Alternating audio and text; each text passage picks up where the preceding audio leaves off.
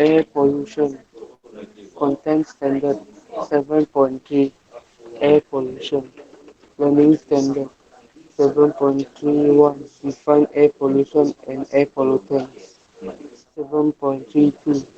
Communicate about air pollutant and the causes. 7.33. Justify steps to prevent and control air pollution. 7.34.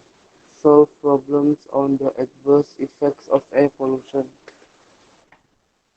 Team members Ryan Young, Edison Hall, Amos Lee, Emmett Tan, Glenn Destin, Samuel Lai.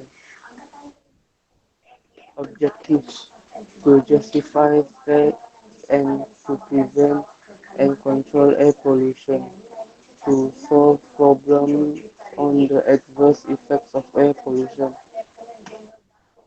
Introduction of air pollution. Air pollution is a type of environmental pollution that affects the air and is usually caused by smoke or other harmful gases, mainly oxides of carbon, sulfur, and nitrogen.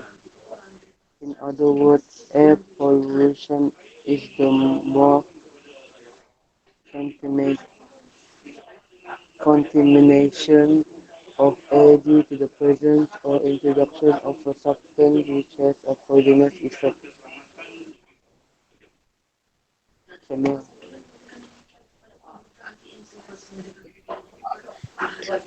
What are the pollutants in the air? The gaseous air pollutants of primary concern in urban settings include sulfur dioxide, nitrogen dioxide, and carbon monoxide.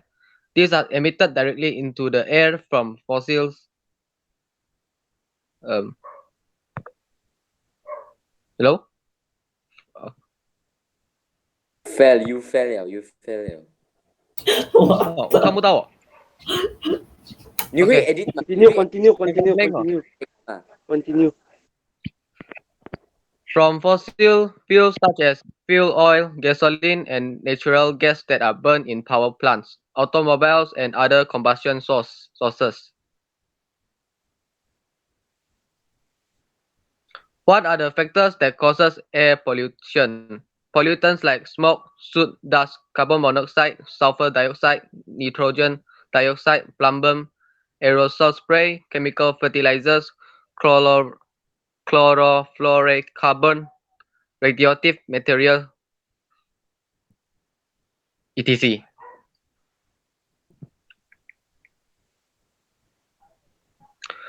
How was the condition of air pollution affects health of the community, animals, plants? Air pollution can damage crops and trees in a variety of ways. Ground level ozone can lead to reduction in agricultural crop and commercial forest yields, reduce growth and survivability of tree seedlings, and increase plant susceptibility to disease, pests, and other environmental stresses such as harsh weather.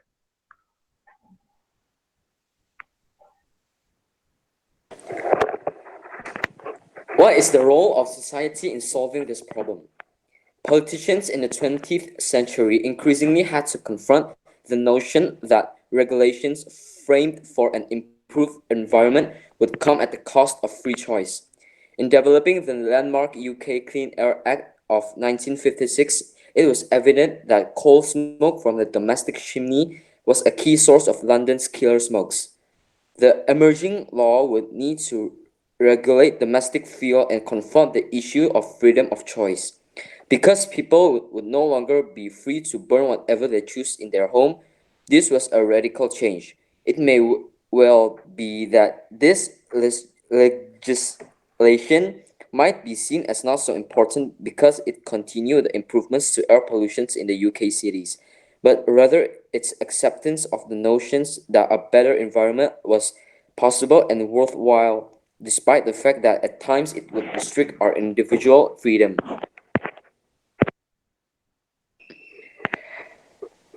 We spend so much time indoors that it may well be unrealistic to expect our exposures to air pollutants to always be just the sum of that comes through the window. There are indoor sources such as combustion during heating and cooking, outgassing from building materials. Miria and his co-workers have investigated gas cooking and suggest that this has the potential to increase indoor exposure to NO2. And in kitchens, this can lead to an increased risk of respiratory illness, especially among children. Construction materials and furnishings outgas volatile compounds over time as they age or degrade. Im- an important source as we often chose to cover large areas with fabrics. Additional energy saving have often meant decreased air change, which allows pollutants to accumulate to higher concentrations. The issue freedom of choice is very apparent in the home. We make very personal choices about the way we furnish our interiors. Furthermore, we perceive this environment as essential, safe, and unpolluted compared with the risks posed by urban world outside. It is important to recognize that some such as plants based on plant terpenes can release high reactive volatiles to the indoor environment.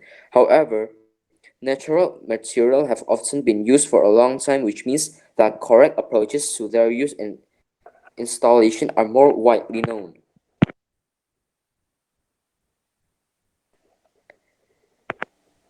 The wide array of environmental threats and the subtle nature of their origin often left the public confused.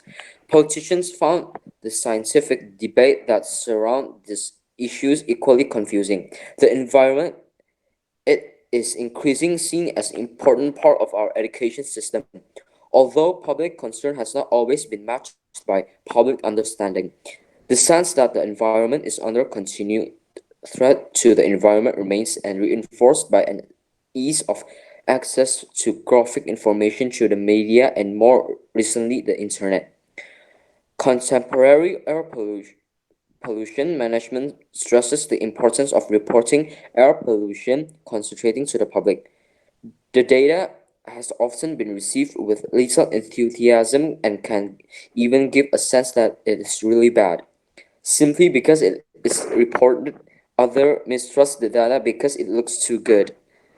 Environmental problem can level exposure further subtlety.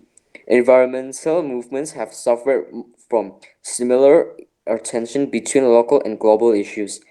They have often tried to engage with the public, think globally, act locally, and although this is appealing, it does not always alleviate the tension between local campaigners and those with more strategic interests.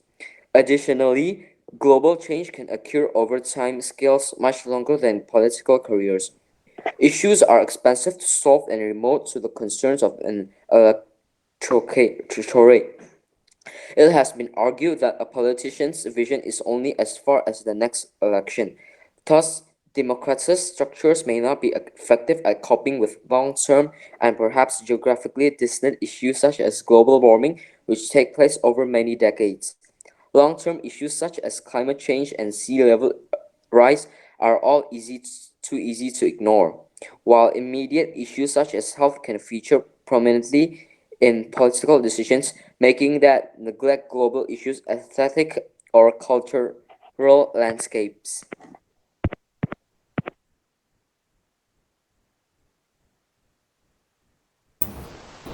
What are the steps taken by the authorities in controlling air pollution in Malaysia? Greening of the health sector to minimize its pollution emissions, build safe and affordable public transport systems and pedestrian and cycle-friendly networks, invest in energy-efficient housing and power generation, improve industry and menu,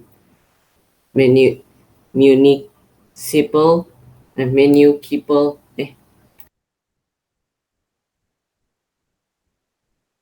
Municipal municipal waste management. What are the impact of air pollution on living things and the environment in Malaysia? In the early days of abundant resources and minimal development pressures, little attention was paid to growing environmental concerns in Malaysia. The haze episodes in Southeast Asia in 1983, 1984, 1991, 1994, and 1997 imposed threats to the environmental management of Malaysia and increased awareness of the environment. As a consequence, the government established Malaysian air quality guidelines, the Air Pollution Index, and the Haze Action Plan to improve air quality. Air quality monitoring is part of the initial strategy in the pollution prevention program in Malaysia. Review of air pollution in Malaysia is based on the reports of the air quality monitoring in several large cities in Malaysia, which cover air pollutants such as carbon monoxide. Also observed in several big cities in Malaysia, the air pollution comes mainly from land transportation, industrial emissions, and open burning source. Among them, land transportation contributes the most to air pollution. This paper reviews the result of the ambient air quality monitoring and studies relate to air pollutions and health impacts. How to recover or treat the contaminated air? We can treat it by reducing air pollution, such as conserve energy at home, at work, everywhere. Look for the Energy Star label when buying home or office equipment. Carpool, use public transportation, bike or walk whenever possible. Follow gasoline refueling instructions for efficient vapor recovery. Being careful not to spill fuel and always tightening your gas cap securely. Consider purchasing portable gasoline containers labeled spill-proof where available. Keep car, boat, and other engines properly tuned. Be sure your tires are properly inflated. Use environmentally safe points and cleaning products whenever possible. Consider using gas logs instead of wood.